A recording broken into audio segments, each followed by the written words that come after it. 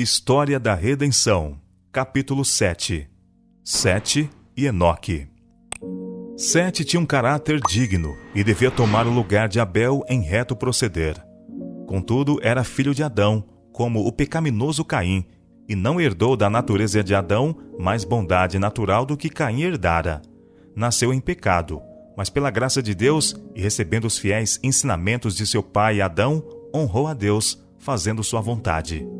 Separou-se dos corruptos descendentes de Caim e lutou, como teria feito Abel caso vivesse, para volver a mente dos homens pecadores à reverência e obediência a Deus.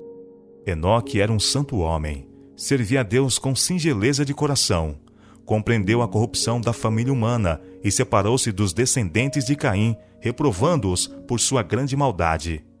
Existiam na terra aqueles que reconheciam a Deus e o temiam e adoravam.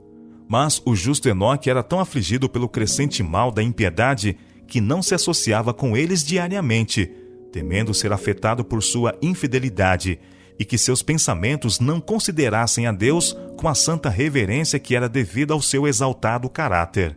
Seu coração se agitava ao testemunhar diariamente como pisavam a autoridade de Deus. Decidiu separar-se deles e gastar muito de seu tempo em solidão, a qual devotava à reflexão e oração. Ele esperava diante do Senhor e orava para conhecer sua vontade mais perfeitamente, para poder realizá-la. Deus se comunicava com Enoque mediante seus anjos, dando-lhe instrução divina. Fez-lhe saber que não suportaria para sempre a rebelião do homem, que seu propósito era destruir a raça pecadora, trazendo um dilúvio de água sobre a terra. O puro e amável jardim do Éden, de onde nossos primeiros pais foram expulsos, permaneceu até que Deus se propôs destruir a terra pelo dilúvio. Deus plantara o jardim e o abençoara especialmente, e em sua maravilhosa providência removeu da terra, e o fará voltar outra vez à terra, mais gloriosamente adornado do que antes de ser removido. Deus se propôs preservar uma espécime de sua perfeita obra criadora livre da maldição com que amaldiçoar a terra. O Senhor abriu mais amplamente para Enoque o plano da salvação, e pelo espírito de profecia, e transportou-o através das gerações que viveriam depois do dilúvio, mostrando-lhe os grandes eventos relacionados com o segundo advento de Cristo e o fim do mundo. Enoque estivera perturbado com respeito aos mortos. Parecia-lhe que os justos e os ímpios iriam para o pó juntamente, e que este seria o seu fim. Não podia ver claramente a vida do justo além da sepultura. Em visão profética foi instruído com relação ao Filho de Deus, que devia morrer como sacrifício pelo homem. E foi-lhe mostrada a vinda de Cristo nas nuvens do céu, acompanhado pelo exército angelical, a fim de dar vida aos justos mortos e resgatá-los de sua sepultura.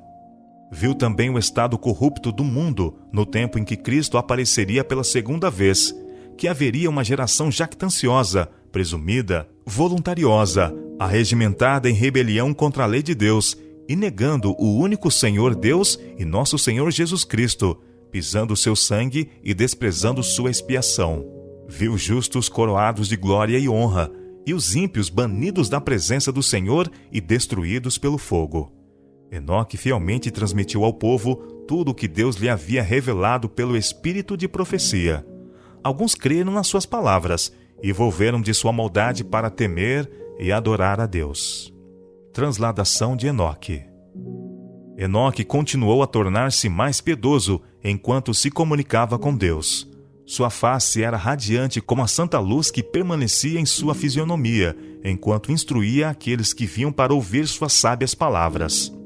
Sua aparência digna e celestial infundia às pessoas reverência. O Senhor amava Enoque porque ele firmemente o seguia, aborrecendo a iniquidade, e fervorosamente buscava o conhecimento celestial para fazer sua vontade com perfeição. Ele anelava unir-se ainda mais estreitamente com Deus, a quem temia, reverenciava e adorava. Deus não permitiu a Enoque morrer como outros homens, mas enviou seus anjos para levá-lo ao céu sem ver a morte. Na presença de justos e ímpios, Enoque foi removido deles. Aqueles que o amavam pensaram que Deus pudesse tê-lo deixado em algum de seus lugares de retiro.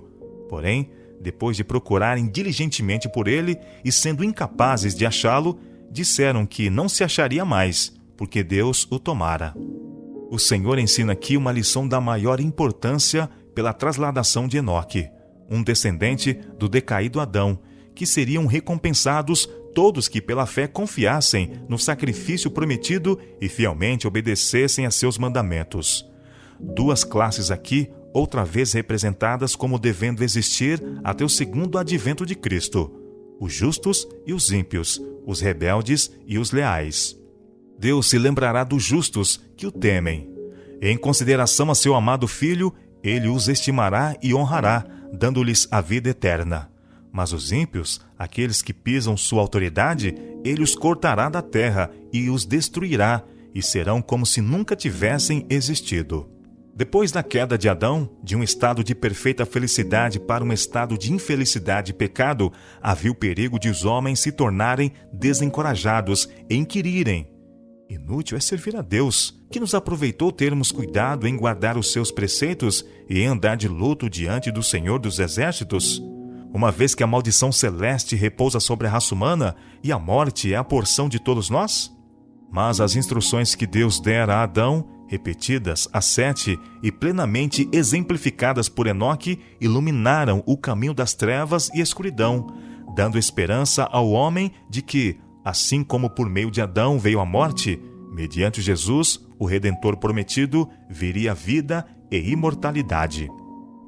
No caso de Enoque, os desalentados fiéis foram ensinados que, embora vivendo entre pessoas corruptas e pecadoras, que estavam em aberta e ousada rebelião contra Deus, seu Criador, contudo, se lhe obedecessem e tivessem fé no Redentor prometido, eles podiam proceder com justiça, como o fiel Enoque, ser aceitos por Deus e, finalmente, exaltados ao seu trono celestial.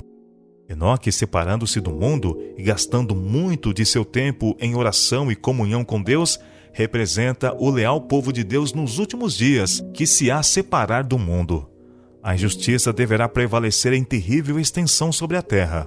Os homens se dedicarão a seguir toda a imaginação de seu corrupto coração e impor sua enganosa filosofia e rebelião contra a autoridade dos altos céus.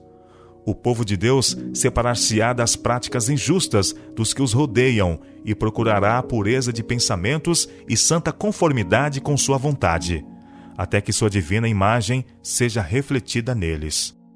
Como Enoque, estarão se preparando para a trasladação ao céu.